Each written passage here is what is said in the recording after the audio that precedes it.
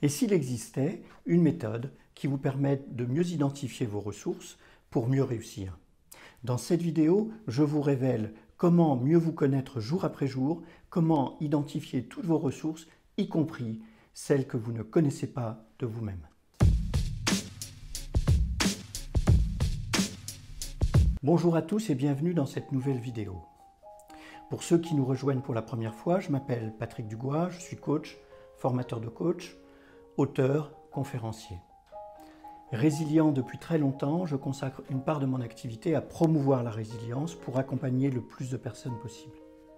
C'est pour ça aussi que j'ai besoin de vous pour que vous puissiez m'aider, vous abonner, cliquer sur la cloche, participer à cette communauté qui permet de promouvoir la résilience auprès du nombre le plus important de personnes possible. Dans cette vidéo, je voudrais vous parler d'une méthode qui permet de se connaître davantage jour après jour. Lorsqu'il s'agit de connaître nos défauts, nos qualités, nous avons peut-être et parfois tendance à peut-être utiliser un questionnaire de personnalité ou à remplir un autodiagnostic dans un magazine. Bien sûr, ça permet de connaître un peu notre propre personnalité. La difficulté, c'est que parfois ces questionnaires ne sont pas toujours très bien faits, ils ne sont pas toujours complètement débriefés et puis surtout, ils vous donnent une idée à un moment donné et non pas en dynamique. En réalité, il existe une méthode beaucoup plus fiable, beaucoup plus solide, beaucoup plus concrète qui va vous permettre de réaliser en permanence un travail de connaissance sur vous-même et qui en permanence va vous permettre d'identifier des qualités de vous-même que vous connaissez, mais aussi des qualités que vous ignorez. Cette vidéo aura 3 parties. Dans une première partie, je vais vous présenter d'abord l'exercice qui va vous permettre de vous connaître davantage. Ensuite, dans un second temps, je vous ferai le décodage de cet exercice pour que vous compreniez le mécanisme qui est à l'œuvre. Et puis dans un troisième temps, je vous expliquerai comment vous allez pouvoir utiliser cet exercice, cet outil au quotidien qui va vous permettre de progresser tous les jours sans consacrer un temps supplémentaire, sans aller voir un coach, sans lire d'ouvrages supplémentaires, simplement dans un processus interne que je vais vous présenter maintenant. Tout d'abord, je vais vous proposer de faire un exercice, je vais vous donner la consigne et puis je vous inviterai à mettre sur pause, ce qui vous permettra de réaliser l'exercice. Et puis ensuite, je vous donnerai la partie décryptage et la troisième partie. La première chose que je vais vous inviter à faire, dès que je vais vous avoir donné la consigne, c'est d'aller chercher un papier, un crayon. Une fois que vous avez ce papier et ce crayon, je vais vous proposer de faire la chose suivante. Vous allez d'abord écrire sur votre papier, ou peut-être sur votre smartphone si vous le faites de manière électronique, vous allez d'abord écrire et vous allez penser à 3 personnes que vous admirez. Il s'agit de 3 personnes qui peuvent être des personnes de votre famille, qui peuvent être des mentors, qui peuvent être des éducateurs que vous avez eus, mais ça peut être aussi des personnes qui sont décédées, ça peut être aussi des personnages de fiction que vous admirez, ça peut, dans un film, dans un roman, ça peut être aussi des grands chercheurs, ça peut être des personnalités politiques, des personnalités sportives. Mais vous allez commencer par identifier 3 personnes que vous admirez beaucoup et vous allez noter le nom de ces 3 personnes. Une fois que vous avez fait ce premier travail et que vous avez ces 3 personnes, je vais vous inviter ensuite à réaliser pour chacune de ces personnes d'identifier les 3 qualités que vous leur attribuez et qui fait que vous les admirez beaucoup. Par exemple, imaginons que vous ayez choisi Napoléon, je dis cela au hasard. Eh bien peut-être que vous allez admirer son courage, que vous allez admirer son côté visionnaire et puis que vous allez admirer sa capacité de travail. Donc vous allez noter ces 3 qualités, mais vous allez les noter à chaque fois sous forme d'adjectifs. Donc il est courageux, il est visionnaire, il est travailleur, voire travailleur acharné. Et vous allez faire la même chose pour les 3. Vous allez donc vous retrouver dans quelques instants, vous arrêtez la vidéo, vous la mettez sur pause et puis vous allez réaliser l'exercice et vous allez avoir 3 personnalités sur votre feuille et 9 qualités. Alors il n'est pas impossible quelquefois qu'on retrouve une qualité plusieurs fois.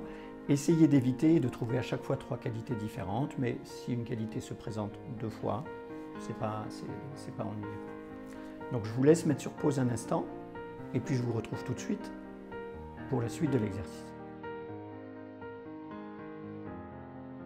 Une fois que vous avez fait ce travail et que vous reprenez la vidéo et que ensemble nous pouvons poursuivre l'exercice, je vais vous proposer de faire la chose suivante.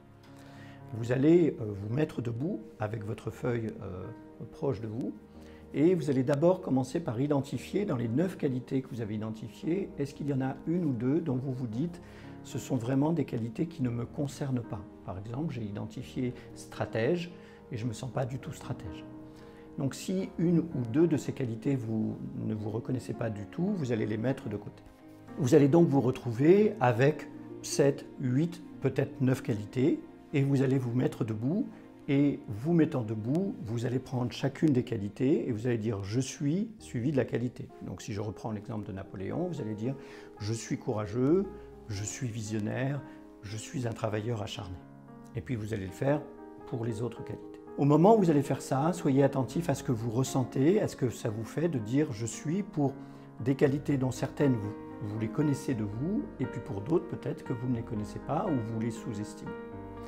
Je vais vous inviter à faire l'exercice plusieurs fois, en le disant plus fort « je suis courageux », en le disant plus doucement, mais de manière plus intérieure « je suis courageux ».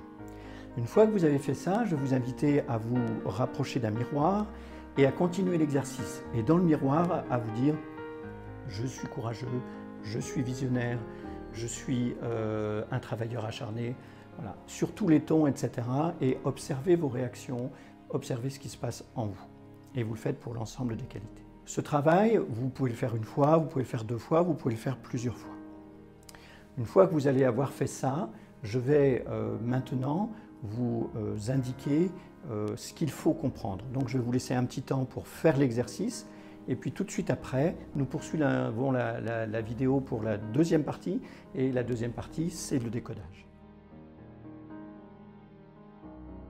Voilà.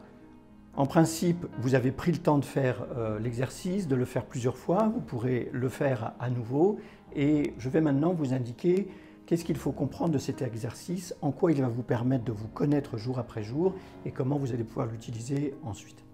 La première chose, c'est que peut-être certains d'entre vous se sont dit au moment de faire l'exercice « mais moi, je ne suis pas visionnaire ou je n'ai pas ces qualités-là, je ne suis pas au niveau ». Par exemple, si j'ai choisi Einstein ou si j'ai choisi Marie Curie ou si j'ai choisi…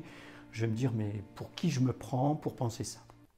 D'abord, il faut que vous sachiez que nous avons tendance à sous-estimer nos qualités parce que nos qualités ont parfois été jugées. Par exemple, dans certains milieux familiaux, on nous dit qu'il faut être très modeste, ou on dit qu'il ne faut pas la ramener, ou qu'il ne faut pas être prétentieux. Et pour ne pas être prétentieux, pour ne pas s'exposer, pour ne pas prétendre, eh bien, on se retrouve à ne pas être en lien avec nos propres qualités et nos propres ressources.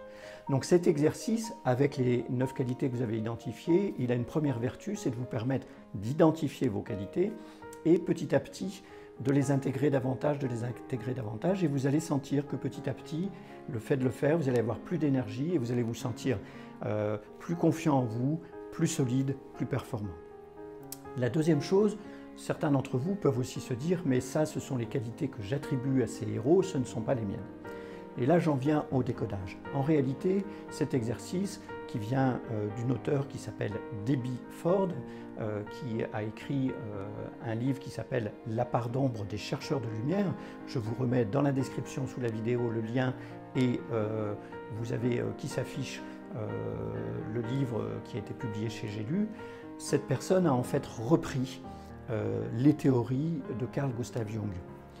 Les théories de Carl Gustav Jung sur l'ombre disent la chose suivante, mais c'était déjà présent dans les philosophies bouddhistes notamment, c'est qu'en réalité, je ne peux pas admirer quelque chose chez l'autre sans l'avoir moi-même. Si j'admire quelqu'un et que j'identifie pourquoi je l'admire parce que je vois chez lui quelque chose que je ne vois pas chez moi. Pour le dire autrement, c'est un peu ce que disent les enfants dans une cour de maternelle quand ils disent « c'est celui qu'il dit qui est », ou même c'est ce que dit le Nouveau Testament quand il dit qu'on est capable de voir le cil dans l'œil du voisin, mais pas la poutre qui est dans le nôtre. Eh bien, c'est le même phénomène. C'est-à-dire qu'en réalité, je vais voir chez les autres des choses que je ne vois pas chez moi.